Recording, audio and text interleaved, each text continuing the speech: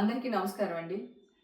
గతంలో ఎలా అయితే నా మీద పాజిటివ్ వచ్చిందని ఛానల్ వాళ్ళు, మీడియా వాళ్ళు అండ్ యూట్యూబ్ ఛానల్స్ వాళ్ళు ఎలా అయితే ప్రచారం చేశారో అదే పాత న్యూస్‌ని తీసుకొనొచ్చి మళ్ళీ టెలికాస్ట్ చేస్తున్నారు. పాజిటివ్ వచ్చింది అని చెప్పి. ఇంకా చార్ట్ షీట్ నేనే చూడలేదండి. ఇంకా చార్ట్ షీట్ నా చేతికే రాలేదు. సో, అలాంటిది మీ చేతికి ఎలా వచ్చింది? మీరు ఇలాంటి న్యూస్ ఎందుకు స్ప్రెడ్ చేస్తున్నారో నాకు అర్థం కావట్లేదు. నేను చాలా ప్రయత్నిస్తున్నాను. ఈ మధ్య కాలంలో ఎన్‌టీవీలో మళ్ళీ న్యూస్ యథావిధిగా చేస్తున్నారు. ఎన్‌టీవీతో నాకున్న ప్రాబ్లమ్ ఏంటంటే, అక్కడ క్రైమ్ రిపోర్టరు రమేష్ వైట్ల అని చెప్పి ఆయన ఉన్నారు. లాస్ట్ టైం కూడా పుడింగ్ ఎలిమెంట్ విషయంలో కూడా ఇట్లానే రాంగ్ న్యూస్ వేశాడు అతను. నేను ఎన్‌టీవీకి వెళ్ళాను, అక్కడ ఎవరు లేరండి, చౌదరి గారు రాలేదన్నారు. సరే అండి అని చెప్పి అతని నెంబర్ తీసుకుని ఆయనకి ఫోన్ చేశారు, రమేష్ వైట్లకి. ఫోన్ చేస్తే, ఏమండి నేను లేను అక్కడ, నా న్యూస్ వేయకండి ప్లీజ్, నా పేరు తీసేయండి అన్నా. మాకు పోలీసులు ఇచ్చారు, మేమెందుకు తీయాలని కొంచెం గట్టిగానే అరిచాడు ఆయన. అరిస్తే సరేనండి నేను మాట్లాడుతున్నాను, మీరు అరుస్తున్నారు, సరే మీరు ఎక్కడున్నారు చెప్పండి, నేను అక్కడికి వచ్చి మాట్లాడతాను అన్నా. Okay, Banjara hills police station దగ్గర ఉన్నాను రండి అన్నాడు. సో నేను ఇమ్మీడియట్గా కార్ బంజారా హిల్స్ పోలీస్ స్టేషన్కి వెళ్ళాను.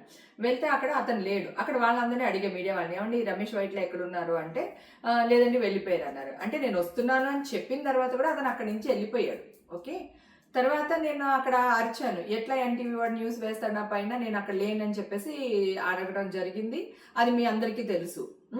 ఇప్పుడు కూడా అదే విధంగా మొన్న ఒక అతను ఫోన్ చేశాడు, ఎక్కడి నుంచి, ఎన్టీవీ నుంచి మాట్లాడుతున్నామండి, రమేష్ వైట్ల గారు మీకు ఫోన్ చేయమన్నా, నేను వాళ్ళ అసిస్టెంట్ని అని అన్నాడు. ఓకే ఏంటమ్మా అని అడిగా. అడిగితే అదే మేడం ఏంటి విశేషాలు, ఏంటి ఈ న్యూస్ గురించి మాట్లాడదామని ఫోన్ చేశానంటే, నేను అన్నా ఇప్పటి వరకు నన్ను అడిగి న్యూస్ వేసారా, మీ ఇష్టం వచ్చినట్టే వేస్తున్నారు కదా, నాకైతే నేను తీయించుకున్నది నెగిటివ్ వచ్చింది, అక్కడ కూడా నెగిటివ్ వచ్చింది, అయినా మీకు కోటిది వద్దు నాది వద్దు, నేనే మీ దగ్గర వస్తాను ఎన్టీవీకి, మీరు నా టెస్టులు చేయించండి, చేపిస్తే ఒకవేళ పాజిటివ్ వచ్చింది అనుకోండి మీ కాళ్ళు పట్టుకుని క్షమాపణ అడుగుతాను, అదే నెగిటివ్ వచ్చింది అనుకోండి మీరేం చేస్తారో చెప్పండి అని చెప్పి నేను గట్టిగానే మాట్లాడానండి అతనితో. మాట్లాడితే అది కాదు మేడం, ఇది కాదు మేడం అని చెప్పేసి అతను ఫోన్ పెట్టేశాడు. ఓకే, ఇమ్మీడియట్గా నేను ఛాలెంజ్ చేయగానే ఛాలెంజ్ యాక్సెప్ట్ చేయకుండా పెట్టేశారు. కట్ చేస్తే మళ్ళీ సేమ్ హేమకి డ్రగ్స్ తీసుకుంది, దానికి ఇవి వచ్చింది, మళ్ళీ పాజిటివ్ వచ్చింది అనే వేస్తున్నారు. నేను ఎన్టీవీ చౌదరి గారు నమస్తే అండి, లాస్ట్ టైం కూడా మిమ్మల్ని కలవడానికి వచ్చాను, నాకు కుదరలేదు సార్, నేను మీకు కోర్టు వద్దు, నా టెస్టులు కూడా వద్దు సార్, ఎవరిని నమ్మదు, కోర్టులో వచ్చింది కూడా నమ్మకండి, నన్ను కూడా నమ్మకండి, నేను మీ దగ్గరికి వస్తాను చౌదరి గారు, మీరు నాకు టెస్టులు చెప్పించండి. అలాగే టీవీ5 మీరు ఒక్కళ్ళే కాదు న్యూస్ వేసేది, టీవీ5 కానీ, బిగ్ టీవీ కానీ, ఆర్టీవీ కానీ, ఇవన్నీ కూడా ఇవే న్యూస్లు ప్రచారం చేస్తున్నారు సార్, నేను ఇంత గట్టిగా వాదిస్తున్నాను, మీరందరూ చాలా పెద్ద పెద్ద పర్సనాలిటీస్, పెద్ద పెద్ద వాళ్ళు మీరందరూని, మీ దగ్గర నేను ఒక ఛాలెంజ్కి నించుంటున్నాను అంటే అర్థం ఏంటి సార్? మీరు పెద్దవాళ్ళు కనుక వయా మీడియాగా ఈ కింద ఏం జరుగుతుందో మీకు తెలుసో లేదో నాకు తెలియదు. నాయుడు గారు, టీవీ5 నాయుడు గారు, మీకు నేను 15-20 ఇయర్స్ నుంచి తెలుసు సార్, గతంలో మీ ఇంటి పార్టీస్ కూడా నేను వచ్చాను, ఫంక్షన్స్కి వచ్చాను, మీకు నా గురించి బాగా తెలుసు సార్, నేను ఎలాంటి దాన్నో తెలుసు, రాత్రికి ఇంత మర్యాద రాలేదు సార్, హేమక్కని బిరుదు రాలేదు నాకు, నేను వాదిస్తూనే ఉన్నాను సార్, మా ఇంటికి వచ్చి బిర్యానీ పెట్టి లైవ్లోకి వెళ్తే కూడా వాదిస్తుంది బొకాయిస్తుంది అని వేశారు, నా టెస్ట్లే లేవండి నేను ఇప్పుడే ఇస్తున్నాను, మీరు ఎలాగ నెగిటివ్ వచ్చింది పాజిటివ్ వచ్చింది అని వేస్తున్నారని అరిస్తే ఓవర్ యాక్టింగ్ చేస్తున్నా హేమాని ప్రచారం చేశారు సార్ మీరు. అలాగే రవిప్రకాష్ గారు, మీరు కూడా నాకు చాలా చోట్ల కనిపించారు, చాలా పార్టీస్లో మనం కలిసాం, డిమానిటేషన్ టైంలో కూడా కలిసాం, నేనేంటో మీకు తెలీదా? అలాగే టీవీ5 యాంకర్స్, ప్రముఖ యాంకర్స్తో కూడా నేను పార్టీస్ చేశాను, బర్త్డే పార్టీస్కి అటెండ్ చేశాము, మన సంగీతకి అదే అటెండ్ చేశాము, నేనేంటో మీకు తెలియదా సార్? సో దయచేసి మిమ్మల్ని అందరిని అడుగుతున్నారు, రాధాకృష్ణ గారు, ఏబిఎన్ రాధాకృష్ణ గారు, ప్లీజ్ అండి, మీరు పెద్దవాళ్ళు కనుక మీ 4-5 డిసిషన్ తీసుకుని ప్రింటింగ్ మీడియా వాళ్ళని, యూట్యూబ్ మీడియా వాళ్ళని, మీ మీడియా వాళ్ళని ఒక చోట చేర్చుకుని మీరు అందరు డిస్కషన్ చేసుకుని నన్ను పిలవండి సార్, ఎక్కడికి రమ్మంటారో చెప్పండి, నేను వస్తాను, డ్రగ్స్ అనేది నా బాడీలోనే ఉంటుంది కదా సార్, నాకు టెస్టులు చేయించండి అంటున్నాను కదా, నేను పబ్లిక్గా వస్తాను అంటున్నాను, ఒకవేళ పాజిటివ్ వచ్చింది అనుకోండి సార్, మీరు ఏ శిక్ష వేసినా నేను భరిస్తాను, ఆ శిక్షను అనుభవిస్తాను నేను. సరే నాకు నెగిటివ్ వచ్చింది అనుకోండి సార్, మీ పెద్దలందరూ కలిసి ఏం చేస్తారో మీరే నిర్ణయం తీసుకోండి సార్. ఆల్రెడీ ఫిలిం న్యూస్ వాళ్ళందరికీ నేను ఫోన్లు చేశాను, నేను ఫిలిం రిపోర్టర్లు అందరికీ ఫోన్లు చేశాను, వాళ్ళ అసోసియేషన్ కింద ఒకటి ఫామ్ అయి ఉంది కదా, వాళ్ళకి ఫోన్లు చేశాను నేను.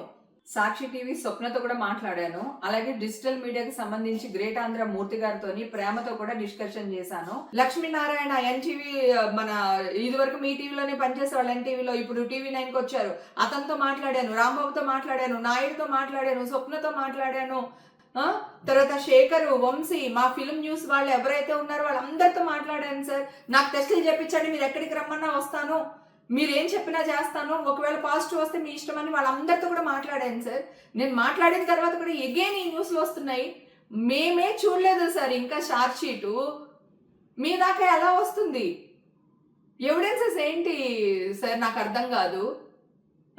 ఈ న్యూస్లు మీరు వేయడం వల్ల మీ న్యూస్లు చూసి మా అమ్మకి యాంగ్జైటీ అయిపోయింది. మొన్న నైట్ ఇక్కడికి తీసుకుని వచ్చారు సార్. నిన్నంతా నీమ్స్ లో ఉండి డాక్టర్ భూషణ్ గారు మా అమ్మగారికి ట్రీట్మెంట్ చేస్తున్నారు. 75 years మా అమ్మగారికి. ఆవిడకి 2 కిడ్నీలు పనిచేయవు సార్, 70% పనిచేయవు ఆవిడకి. బ్లైండ్ లో క్లాట్ ఉంది దానికి. ఈ గుండు కొన్నది గుర్తులేదు, టోలెట్ కొన్నది గుర్తులేదు, ఊడ్చులాడుతున్నానంట